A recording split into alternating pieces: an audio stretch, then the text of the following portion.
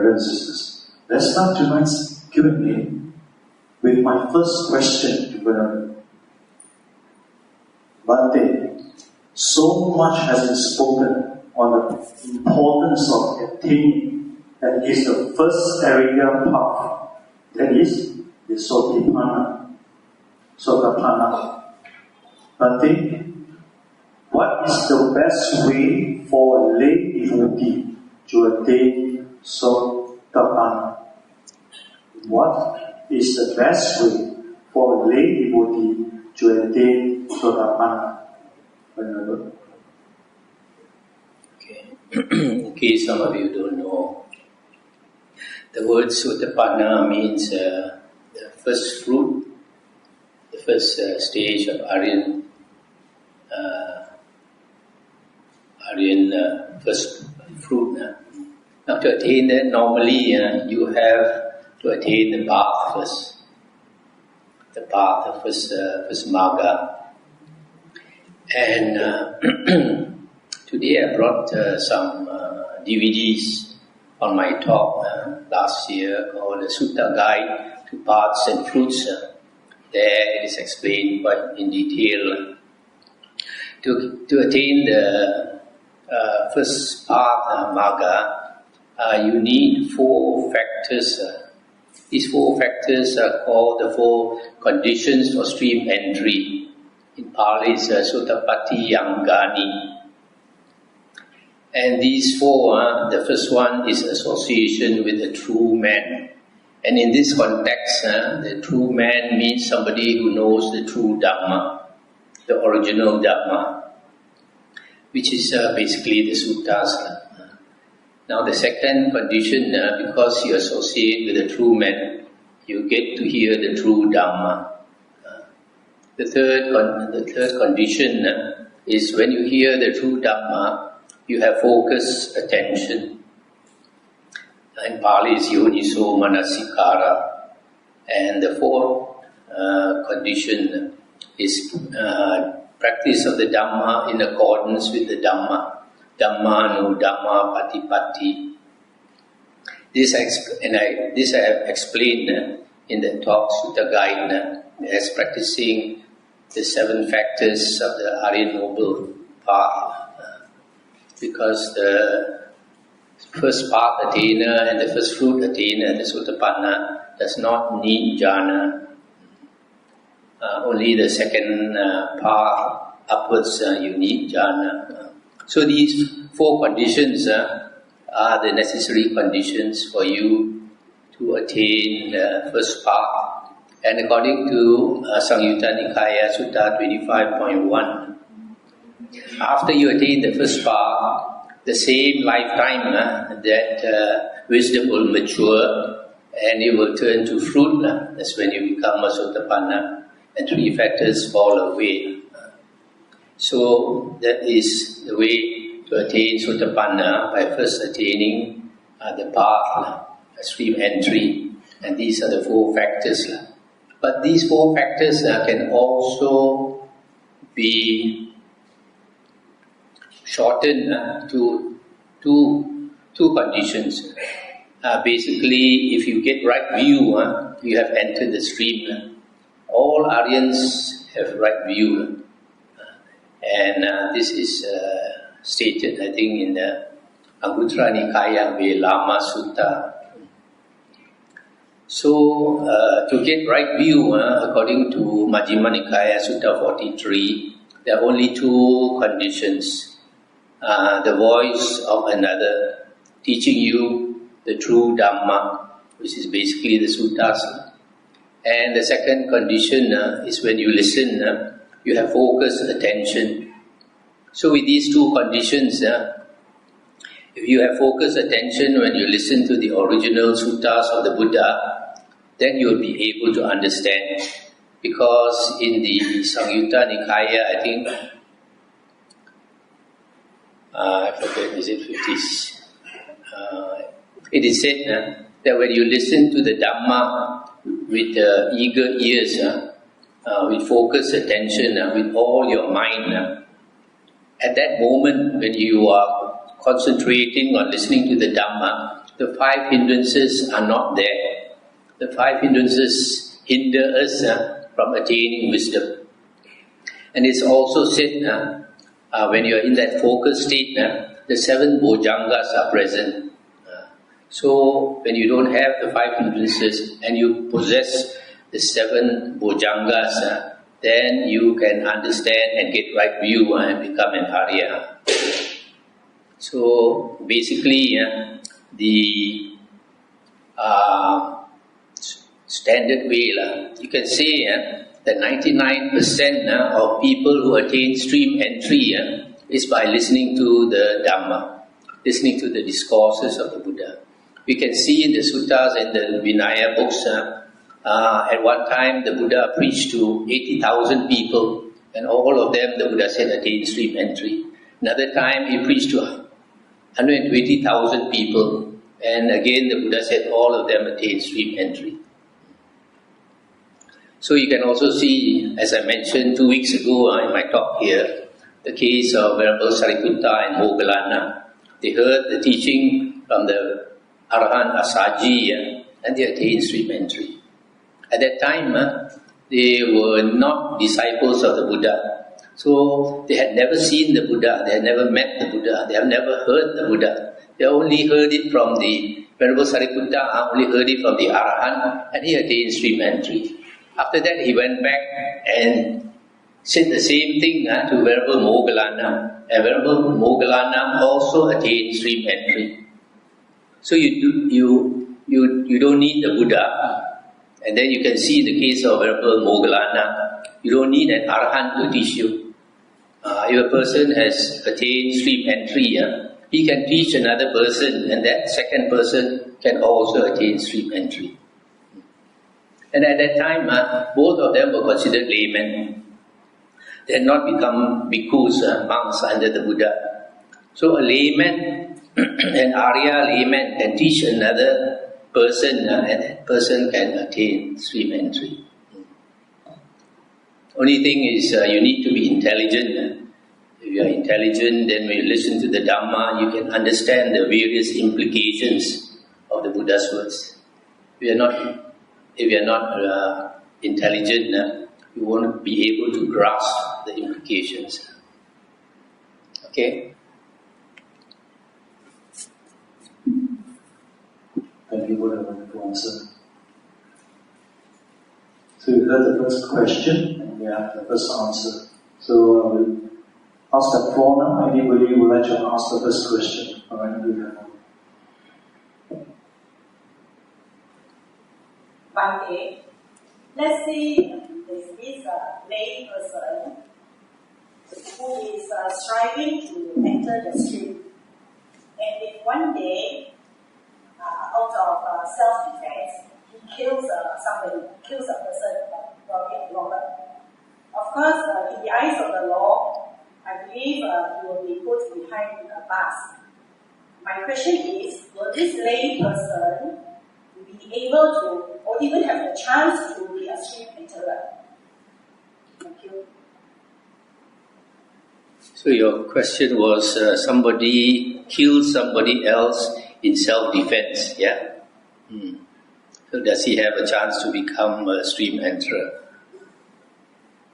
When you kill somebody else in self-defense, it depends on whether you have the intention to kill him or not. If it is basically to save your life, it is not for, your sole purpose was not to kill him, but for example, to save your child. So, it is not that heavy karma. Intention, in the Buddha's teachings, intention is karma. The most important thing is when we do anything, our intention behind it. So because your intention is not evil, you're trying to save somebody or save yourself, then it should not be a problem. In fact, you can see in the case, there is a case in the suttas where somebody intentionally killed so many people and yet became an Arahant. Who is that? Angulimala. killed hundreds of people. But because he has very good karma from the past life, the Buddha could see that. So the Buddha purposely went to him for his own good. So it's not a problem. There's another second question. Bhante, the first question being asked, I got a message that ordinary person can also become Arya at the first stage of Simbo. What about the next 2, 3, and the 4th stage? Can an ordinary person also attain that? You must take the DVD here, Sutta Guide to Paths and Fruits. I gave a very detailed talk, and in that talk I mentioned that in the Anguttara Nikaya 3.86, it is mentioned that Sotapanna and Sakadagamin, they have perfect sila, and Anagamin, third fruit attainer, has perfect sila and perfect concentration, and an Arahant has perfect sila, perfect concentration, and perfect wisdom. Now, perfect concentration in the Buddha's teachings is the 4 jhanas. Okay, so the Sotapanna, in my view, in my personal opinion, Sotapanna does not need jhana. In fact, there's a sutta that is very clear on this. I forgot the exact number. But in that sutta, the Buddha said there are 2 kinds of persons with the 4 factors of a Sotapanna. There are 4 characteristics of a Sotapanna. Is he has unshakable faith in the Buddha, unshakable faith in the Dhamma, unshakable faith in the Sangha, and he has the Aryan precepts, which basically is the 7 precepts. So, there are 2 kinds of Sotapanna. One, he does not make any effort to attain jhana. The second type is called, careless Sotapanna in the suttas. And the other one is a diligent Sotapanna. The diligent Sotapanna, after attaining these 4 characteristics of a Sotapanna, he makes effort by day and by night to attain the jhanas. So from this sutta, it's very clear that a Sotapanna does not need any jhana. The Anagamin, the third fruit, he needs 4 jhanas as a precondition to becoming an Anagamin. And same with the Arahant, need 4 jhanas to become an Anagamin and an Arahant. But a Sakadagamin needs either the first or the second or the third jhana as a precondition to attain the second path and second fruit. Which means an ordinary person can reach until Arahant stage. Yes, provided he has the 4 jhanas. The importance is the 4 jhanas. Yes, that is the precondition. What about is it necessary for an ordinary person to go into Abhidhamma in order to improve himself? Tomorrow, we are having the Vachana conference. This is one of the things. In the Anguttara Nikaya 4.180, the Buddha said, if any monk says that he heard it from the Buddha directly, or he heard it from a Sangha of learned monks, or he heard it from a group of learned elders, or he heard it from one very learned elder, that the Buddha taught like this. The Buddha said he should neither accept it or reject it. Without accepting it or rejecting it, you should compare it with the suttas and the Vinaya. If it agrees with the suttas and the Vinaya, you can accept it. If it does not agree, you should not accept it. So, the Buddha always talked about his teachings as being Dhamma Vinaya. He always said his teachings are Dhamma Vinaya.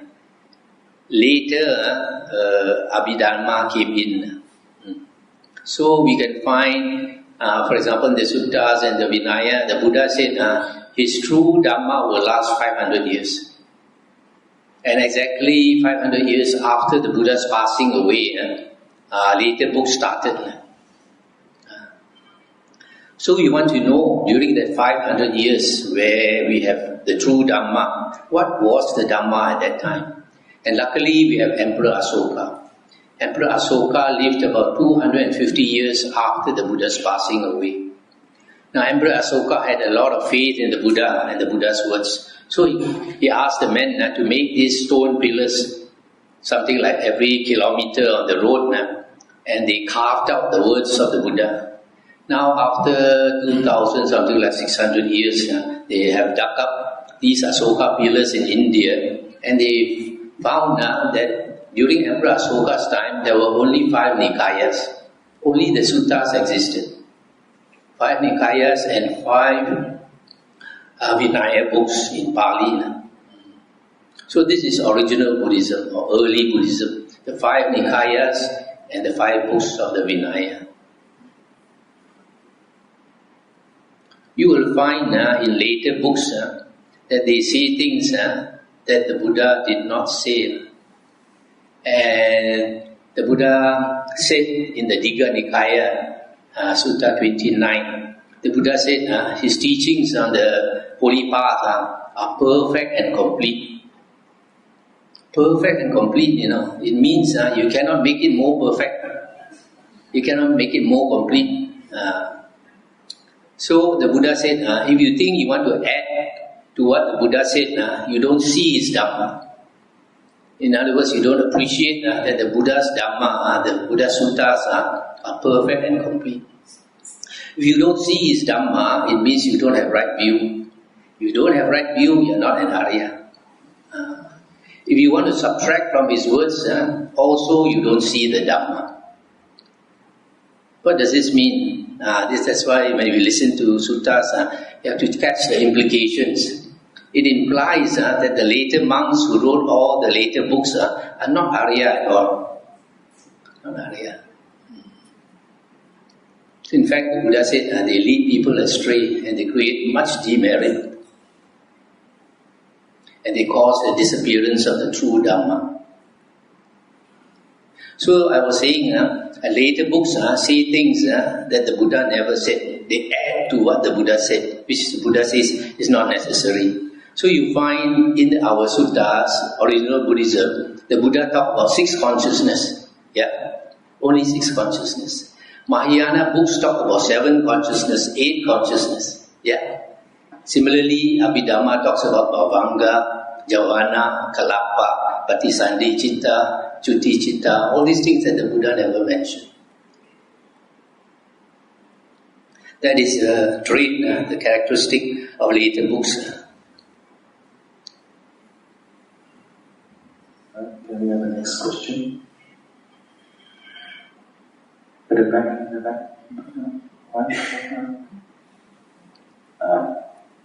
One day, I thought you were saying that when Buddha gave a talk, 12,000 disciples got Sotapan. But I see so many of us running everywhere to listen to Dhamma talk. He still did not reach the Sotapan. Is there any secret within Buddha's work? The secret is during the Buddha's time, there were no mobile phones, there was no internet. But then I see them going to retreat, chasing retreat after retreat, listening to Dhamma talk after Dhamma talk, but it's still the same. You know how many hours? How can we know the secret to the Sotapanna? Nowadays, how many hours do you spend listening to the sutta?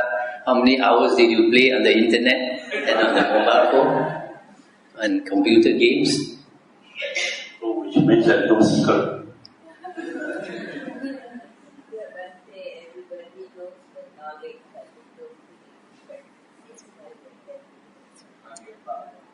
Actually, if you go to a Buddhist country like Thailand, on those Uposatha days, you find the villagers, they come to the monastery and they stay overnight. And they try to meditate the whole night. And some of them can meditate because these people are very simple-minded. Very straightforward, simple-minded. Nowadays, people are very complex. You get some psycho cases. So, it's different. Next question, the person at the back. Last row, second last row. Bhante, I looked up the Satapatha Samhita 55 or something, and I saw the words ... leading to concentration hunting. And personally, mind you, it's a bit risky to leave off trying for jhana because you can't really be sure that you have enough Dhamma knowledge that you are Dhamma Nusari or Sada Nusari. But if you can attain jhana, then at least you're secure. Because the Okanti Sutta is very unreliable, Bhante, at death. That's like leaving it to the last minute. And also, the Kamantana Bhante is very clear. It has no mental cultivation. And the woeful plane is, the threat of rebirth in the woeful plane is there. And a Sotapan will not be reborn in the woeful plane. So that suggests some mental cultivation is needed, Bhante. These people who attain stream entry upon listening to the Dhamma, it means that they have good karma from the past life. Very good karma from the past life. And some of them may have been ascetics in the past life who had already cultivated the jhanas. For example, in the suttas, there was a young man who was from a very rich family, and every day he will amuse himself by drinking liquor and watching the slaves or the maids dancing for him, singing and all that, and he'll be half drunk. So one day he was in that state, half drunk, and the Buddha purposely walked in front of his house. So he was like in a stupor. But when he saw the Buddha, something from the past in him made him stare at the Buddha. And because he stared at the Buddha with focused attention, he shook off his drunkenness. And then he went to the Buddha and paid respect to the Buddha. Then the Buddha taught him the Dhamma. And then he must have attained stream entry. And later, he became an Anagamin, I believe. So, it's a lot to do with our past karma. You see, like in India, before the Buddha was enlightened, there were many yogis who practiced and attained jhanas. And they even had psychic powers. But because they had no knowledge of the true Dhamma, you could not find a single Arya. Only after the Buddha came and taught the Dhamma, and these people with good karma from the past, they attained.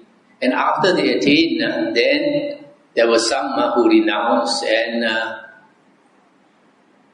practiced the jhanas. So you find it's mostly got to do with past life karma, not so much present life. Because even when the Buddha was in India, there were still external sect ascetics who refused to follow the Buddha, and they also cultivated jhana, but they didn't become Arya. It is clear from the suttas that